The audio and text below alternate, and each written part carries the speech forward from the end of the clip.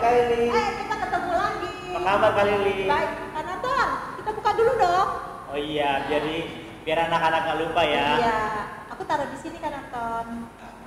Nah, ini ya. Oke. Hai adik-adik. Hai adik-adik. Apa kabar semuanya? Semua sehat ya? Puji Tuhan, semua sehat. Yuk, kita mulai ibadah kita. Semuanya bangkit berdiri. Ya. Itu masih ada tuh yang di situ tuh. Ayo berdiri. Ayo Ya. semuanya berdiri. Puji Tuhan. Ya, semua lipat tangan ya. Yuk, kita mau berdoa, kita mau mulai ibadah kita ya.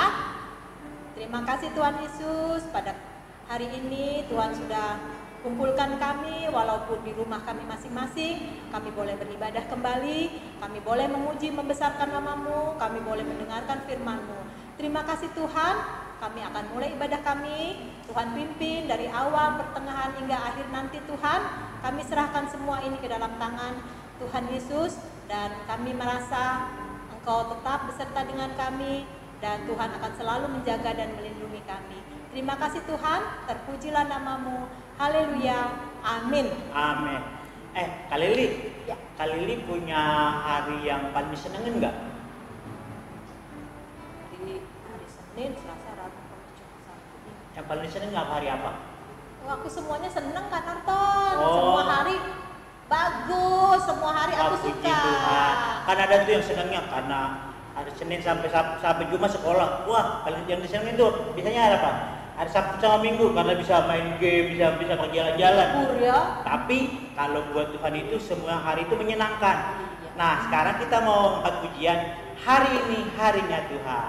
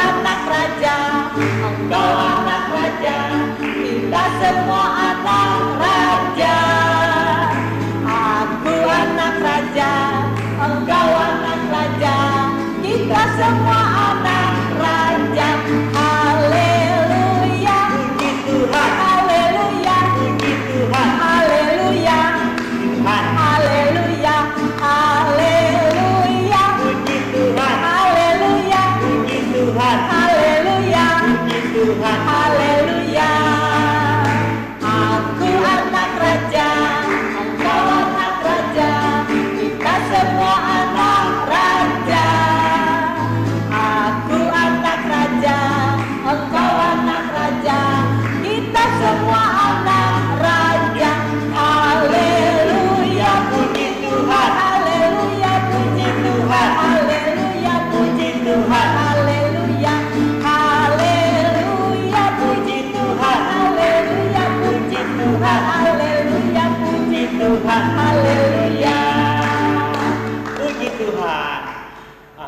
Kak Lili, kira-kira kalau Kak Lili waktu kecil dipanggil sama mama pelan-pelan didengar nggak ya?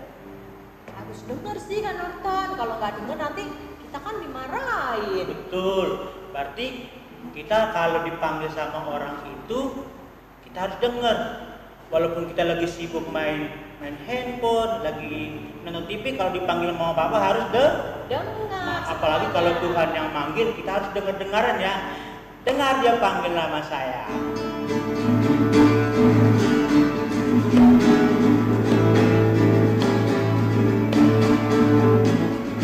Dengar dia panggil nama saya, juga dia panggil namamu. Dengar dia panggil nama saya, juga dia panggil namamu. Ku jawab ya, ya, ya. Ku jawab ya, ya, ya.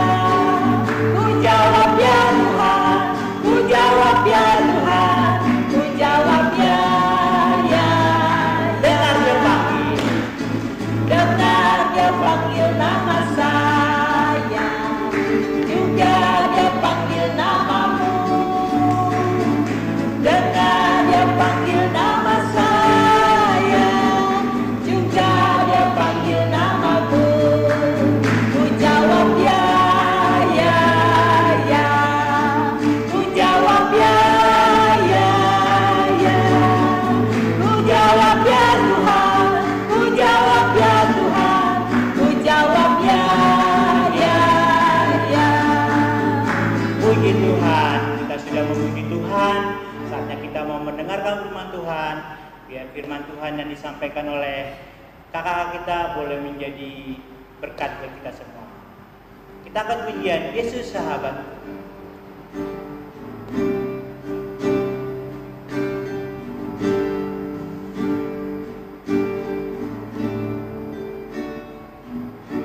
Yesus sahabatku,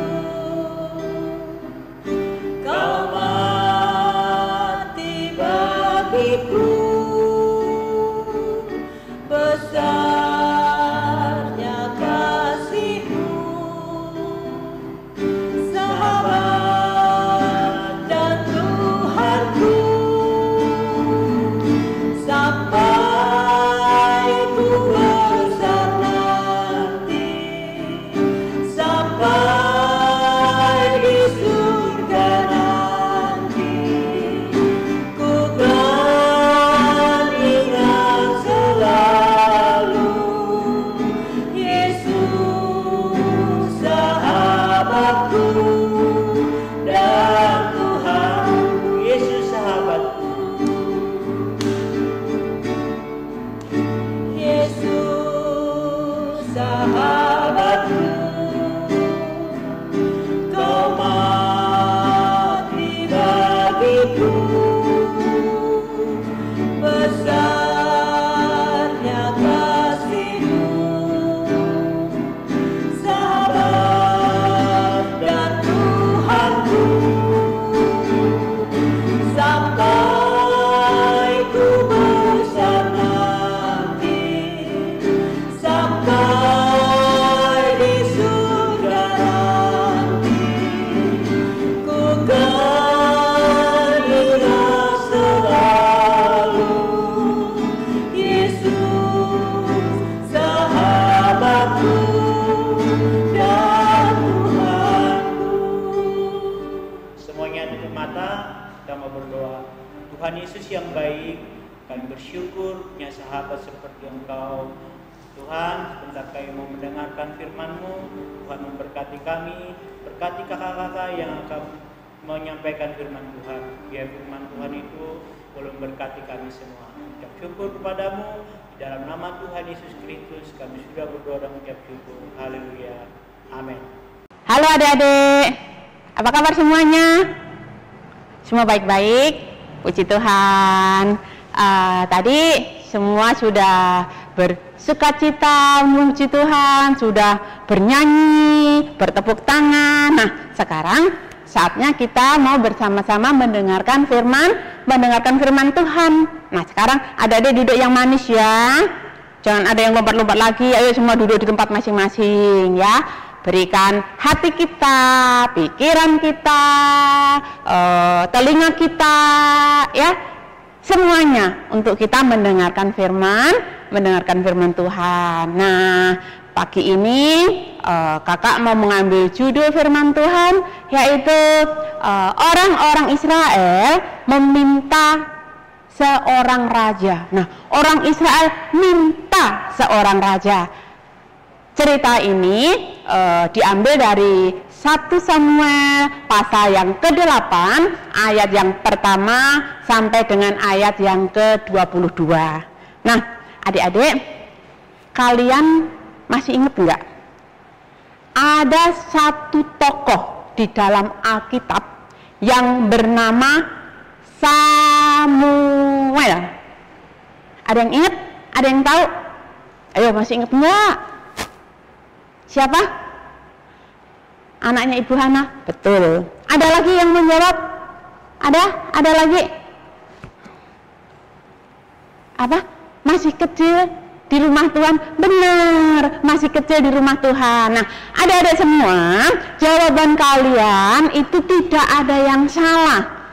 Jadi Samuel itu anak dari Bapak Elkana dan Ibu Hana. Nah, saat Samuel masih kecil, masih kanak-kanak, kira-kira ya umurnya 4 tahun begitu. Nah, 4 tahun, oleh orang tuanya dibawa ke rumah Tuhan. Nah, dibawa ke rumah Tuhan untuk belajar melayani Tuhan di rumah Tuhan, adik-adik. Nah, saat itu yang menjadi imam di Israel, juga menjadi hakim di Israel saat itu adalah Imam Eli. Nah, Samuel ada di bawah perlindungan Imam Eli. Dia diajar, ia dididik adik-adik. Nah, Samuel dari yang masih kecil, dia terus bertumbuh. Nah, Samuel ini bertumbuh menjadi anak yang baik. Menjadi anak yang dengar-dengar, anak yang dengar-dengaran. Dia menjadi anak yang taat, adik-adik. Apa yang diperintahkan oleh Imam Eli, dia lakukan. Nah, firman Tuhan yang diajarkan kepada Samuel tidak diabaikan, tidak dibiarkan begitu. Tetapi setiap firman ia pelajari, setiap perintah Tuhan ia lakukan, adik-adik.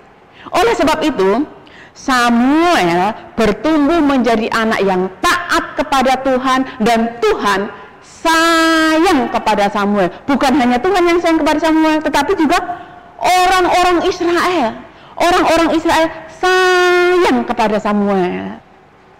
Berbeda dengan anaknya Imam Eli. Nah, Imam Eli punya 2 orang anak laki-laki. Masih ada yang ingat enggak siapa namanya? Pada lupa. Imam Eli punya 2 anak laki-laki, namanya Hofni dan Pinehas. Siapa? Hofni dan Pinehas. Nah, adik-adik, Hofni sama Pinehas ini lebih dewasa daripada Samuel. Kalau Samuel masih kecil, kalau Hofni sama Pinehas dia sudah besar, sudah dewasa. Nah, tetapi Hofni dan Pinehas ini dia suka berbuat jahat. Dia melakukan hal-hal yang tidak disukai oleh Tuhan. Bahkan dia suka mencuri. Nah, perbuatan-perbuatan yang tidak berkenan kepada Tuhan ia lakukan setiap hari, sehingga orang-orang Israel itu pada ngomongin. Nah, akhirnya kedengaran sama Imam Eli. Nah, orang tuanya. Nah, ketika Imam Eli mendengar hal itu, ia panggil Hofni dan Pinehas. Ia kasih nasihat kalau hal-hal yang ia lakukan itu tidak baik. Tapi bagaimana reaksi Hofni dan Pinehas? Apa yang dikatakan oleh Imam Eli? Masuk telinga kanan, keluar telinga kiri. Masuk telinga kiri, keluar telinga kanan. Artinya apa? Benar. tidak didengarkan, nasihat orang tua diabaikan. Nah, adik-adik tidak boleh seperti itu ya. Adik-adik harus seperti Samuel, ketika dinasihati didengarkan. Dia hormat kepada orang tua, tetapi Hofni dan Pinehas ini tidak mau dengar-dengaran orang tua. Akhirnya dibiarkan sama Imam Eli, adik-adik. Nah, suatu ketika bangsa Israel perang melawan bangsa Filistin. Nah, dalam peperangan ini, peperangan yang besar, adik-adik. Dan Israel dalam keadaan terdesak. Nah, karena keadaan terdesak, nah mereka membawa tabut Tuhan. Nah, tabut Tuhan diambil dari kemah, dibawa ke medan peperangan. Nah, karena peperangan itu begitu luar biasa dan Israel mengalami kekalahan, banyak yang gugur, banyak yang tewas, banyak yang mati. Nah, Hofni dan Pinehas tadi, dia juga maju perang, adik-adik. Kedua anak Imam Eli ini pun gugur. Hofni dan Pinehas mati di dalam peperangan. Dan hal yang sangat membuat ketakutan, yaitu karena tabut Allah pun dirampas oleh orang-orang Filistin, adik-adik. Nah, sekarang bagaimana dengan Imam Eli ya? Aduh, Imam Eli nunggu-nunggu, adik-adik. Dia berjalan, mondar-mandir, bagaimana kabarnya ya, kok nggak ada beritanya. Kemudian duduk di kursinya mikir-mikir apa yang terjadi. Nah, akhirnya datang seorang Benyamin. Dia memberikan laporan kepada Imam Eli. Dia katakan kalau peperangan itu begitu besar. Bangsa Israel, orang-orang Israel banyak yang gugur. Nah, ia laporkan juga anak Imam Eli, Hofni dan Pinehas pun gugur di medan peperangan. Bukan hanya itu Imam Eli, tetapi tabut Tuhan pun dirampas oleh orang-orang Filistin. Waduh, Imam Eli kaget, adik-adik, begitu mendengar anak-anaknya meninggal, tabut Allah dirampas oleh orang Filistina. Imam Eli jatuh dari kursinya. Apanya ini? Lehernya patah, adik-adik. Akhirnya Imam Eli meninggal juga. Imam Eli wafat, adik-adik. Nah, pada akhirnya Samuel menggantikan Imam Eli menjadi hakim di Israel. Nah, adik-adik, Samuel dia tetap taat kepada Tuhan. Dia tetap disayang oleh orang-orang Israel. Sebab itu Samuel menjadi hakim di Israel itu sampai seumur hidupnya. Nah, ketika Samuel sudah tua, adik-adik, dia mengangkat dua orang anaknya, namanya Yoel dan Abia. Nah, Yoel dan Abia ini diangkat menjadi hakim di Israel. Tetapi adik-adik, kedua anak Samuel ini tidak memberikan contoh yang baik, tidak memberikan teladan yang baik seperti Samuel. Karena apa? Yoel dan Abia itu dia suka menerima suap, Terus dia suka cari keuntungan dirinya sendiri, tidak mementingkan kepentingan rakyat Israel. Bahkan ia suka memutarbalikkan keadilan. Nah, ini dia. Seorang hakim tidak boleh seperti itu, dia memutarbalikkan keadilan. Oleh sebab itu, orang-orang Israel tidak suka, tidak senang kepada siapa? Kepada kedua anak Samuel ini. Nah, akhirnya mereka berembuk dan tua-tua Israel mereka mendatangi Samuel di Rama, adik-adik. Dia datang kepada Nabi Samuel. Mereka berkata, Nabi Samuel, Nabi sudah tua sekarang. Kedua anakmu yang kau angkat menjadi hakim buat kami, nah, tidak seperti engkau. Mereka jahat, mereka suka menerima suap, bahkan kebenaran pun diputar balikkan oleh mereka. Sebab itu, sekarang berikanlah kami seorang raja yang memerintah kami seperti bangsa-bangsa lain. Bangsa-bangsa lain memiliki raja yang memerintah, kami juga mau seperti mereka. Nah, aduh, bagaimana tanggapan Samuel, adik-adik? Samuel kesel hatinya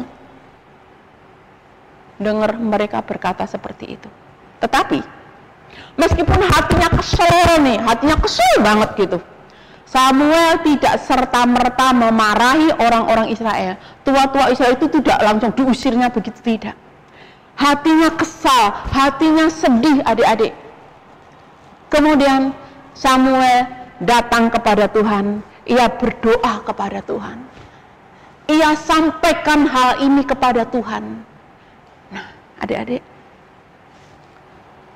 saat itu Tuhan berfirman kepada Samuel, Samuel, dengarkanlah permintaan mereka, karena bukan engkau yang ditolak, tetapi akulah yang ditolak oleh mereka itu.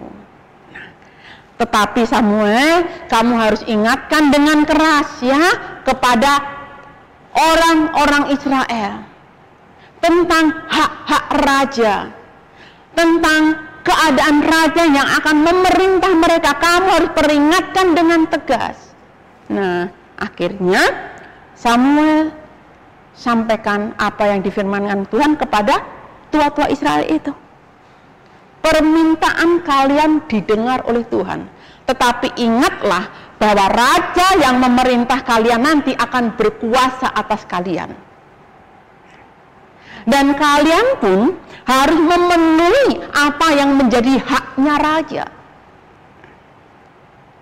Kira-kira apa itu haknya raja? Harus dipenuhi adik-adik oleh rakyat Israel. Nah, yang pertama, hak seorang raja. Kalian dengarkan, kalian punya anak laki-laki. Nah, nanti anak laki-laki kalian akan diambil oleh raja. Ia akan dijadikan prajurit, ia akan maju perang. Bahkan ia akan bekerja di ladangnya raja. Dia akan memelihara ternaknya raja. Ia akan membuat kereta, ia akan membuat tombak, ia akan membuat pedang. Nah,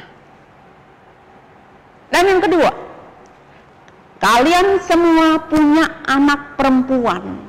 Nah, anak perempuan kalian nanti akan diambil oleh raja, dibawa ke istana, mereka akan menjadi dayang-dayang, mereka akan menjadi juru masak, mereka akan menjadi juru minuman, mereka akan membuat rempah-rempah.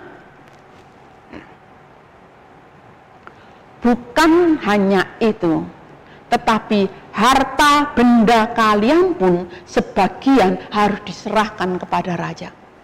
Baik itu hasil ladang kalian, baik itu ternak, baik itu lembu, baik itu sapi, baik itu emas, apapun harta kekayaan kalian, sebagian harus diserahkan kepada raja. Nah, bagaimana reaksi orang Israel mendengar perkataan Samuel? Kami tidak peduli. Kami tetap mau seorang raja. Kami tidak mau diperintah oleh hakim. Biarkanlah raja memerintah kami. Nah, boleh dikatakan hakim no, raja yes, gitu adik-adik. Wah, akhirnya Samuel sampaikan kembali hal itu kepada Tuhan. Apa yang dikatakan oleh bangsa Israel. Nah, Tuhan katakan berikanlah apa yang mereka minta. Nah, adik-adik, akhirnya memang bangsa Israel diberikan raja. Akhirnya mereka akan memiliki raja. Nah, akhirnya tua-tua Israel itu mereka kembali ke rumah mereka masing-masing. Nah, adik-adik yang dikasihi Tuhan, ketika hati Samuel kesel, ia berdoa kepada Tuhan. Tuhan mengatakan, Samuel, sesungguhnya bukan engkau yang ditolak oleh mereka, tetapi Tuhan, akulah yang ditolak oleh mereka. Apa artinya adik-adik? Ada yang tahu? Adik-adik, sesungguhnya bangsa Israel itu adalah umat pilihan siapa? Umat pilihan Allah, bangsa yang disayang oleh Tuhan. Nah, inilah yang membedakan orang Israel dengan bangsa-bangsa lain. Bangsa Israel diberi hukum oleh Tuhan yang namanya hukum Taurat. Mereka memiliki undang-undang, mereka memiliki Allah, mereka memiliki Tuhan, adik-adik. Tetapi bangsa lain nggak punya. Nah, tetapi justru bangsa Israel, dia yang begitu dihargai, begitu dikasih oleh Tuhan, maka dia melihat bangsa-bangsa lain yang tidak punya Tuhan. Mereka punya raja, mereka merasa tidak punya raja, padahal Tuhan itu adalah raja mereka. Tuhan yang ada di surga itu adalah Allah yang memerintah menjadi raja bagi bangsa Israel. Nah, kalau mereka minta raja seperti bangsa lain, berarti mereka sudah menolak menolak siapa? Menolak Tuhan. Nah, bangsa Israel berpikir kalau raja-raja yang ada di bumi itu lebih baik, lebih berkuasa, lebih hebat daripada Allah mereka yang ada di surga. Nah, padahal Allah yang ada di surga, yang membuat Israel menjadi bangsa pilihannya adalah Allah yang maha kuasa, Allah yang dahsyat, adik-adik. Karena apa? Karena memang yang dialami oleh bangsa Israel setelah mereka mempunyai raja, apa yang terjadi? Tidak semua raja-raja yang memerintah di Israel itu tidak semuanya baik. Banyak yang jahat, adik-adik. Kenapa dikatakan banyak yang jahat? Karena banyak raja-raja di Israel yang membawa bangsa Israel berpaling dari hadapan Tuhan, meninggalkan Tuhan, beribadah kepada ilah lain, menyembah berhala. Nah, Tuhan yang mengasihi mereka tinggalkan. Ketika diingatkan untuk balik lagi, bertobat, balik lagi kepada Tuhan, mereka tidak mau. Raja sampai rakyatnya tidak mau kembali kepada Tuhan Allah Israel, raja yang sesungguhnya bagi mereka. Nah, pada akhirnya mereka mengalami hal yang susah sekali, sangat menyedihkan. Karena apa? Karena ketika mereka berperang, akhirnya apa? Israel ini yang tadinya dihormati oleh bangsa lain, nah sekarang dia dikalahkan oleh bangsa lain. Pada akhirnya dia ditawan oleh bangsa lain, adik-adik. Nah, itu karena apa? Karena mereka menolak Tuhan, karena mereka meninggalkan Tuhan. Pada Tuhan adalah raja mereka yang luar biasa, raja yang dahsyat, yang maha kuasa, adik-adik. Seperti di dalam Mazmur pasal yang ke-47 ayat yang kedua, di sana dikatakan, sebab Tuhan yang maha tinggi itu dahsyat. Apa? Tuhan yang maha tinggi itu dahsyat. Nah, ia raja yang besar. Raja yang besar apa? Raja yang besar atas seluruh bumi. Nah, kalau raja yang besar atas seluruh bumi, berarti termasuk raja buat kita. Nah, raja dalam kehidupan Kak Maria, raja dalam kehidupan adik-adik. Nah, dikatakan ia adalah maha tinggi. Artinya apa? Dia Allah yang ada di surga. Ia bertahta di surga, tetapi ia memerintah atas seluruh bumi, memerintah di dalam kehidupan kita. Adik-adik, kakak mau tanya, siapa yang mau Tuhan Allah yang maha tinggi itu menjadi raja di dalam kehidupan adik-adik sekalian? Siapa yang mau angkat tangan? Angkat tangan. Oh, puji Tuhan. Semua angkat tangan. Kita semua mau Allah yang maha tinggi, Tuhan yang ada di surga itu menjadi raja di dalam kehidupan kita. Nah, ingat, jangan sampai kita menolak Tuhan seperti yang dilakukan oleh bangsa Israel. Aduh, bagaimana saya menolak Tuhan? Nah, kalau kita melakukan hal-hal yang Tuhan tidak suka, kalau kita melakukan hal-hal yang seperti orang-orang di sekeliling kita lakukan, yang semuanya itu tidak sesuai dengan firman Tuhan, maka itu kita sudah menolak Tuhan. Sebab itu, adik-adik, jangan terpengaruh oleh keadaan sekeliling. Apa yang dilakukan, yang adik-adik lihat, yang semuanya itu tidak sesuai dengan firman Tuhan. Jangan sampai kita ikut-ikutan. Bangsa Israel ikut-ikutan seperti bangsa-bangsa lain. Akhirnya mereka binasa. Nah, kalau kita mau Tuhan itu menjadi raja di dalam kehidupan kita, kita melakukan hal-hal yang menyenangkan hati Tuhan, hal-hal yang Tuhan suka. Adik-adik tahu apa yang Tuhan suka, apa yang berkenan di hati Tuhan? Ada yang tahu? Apa? Jujur, benar. Apalagi? Menghormati orang tua, benar. Apa?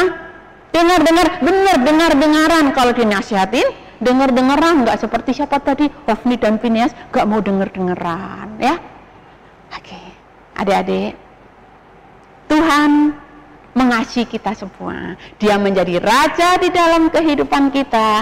Tuhan sayang kepada kita, Tuhan suka kepada kita. Sebaliknya, kita juga harus melakukan apa yang Tuhan suka. Adik-adik mau melakukan apa yang Tuhan suka?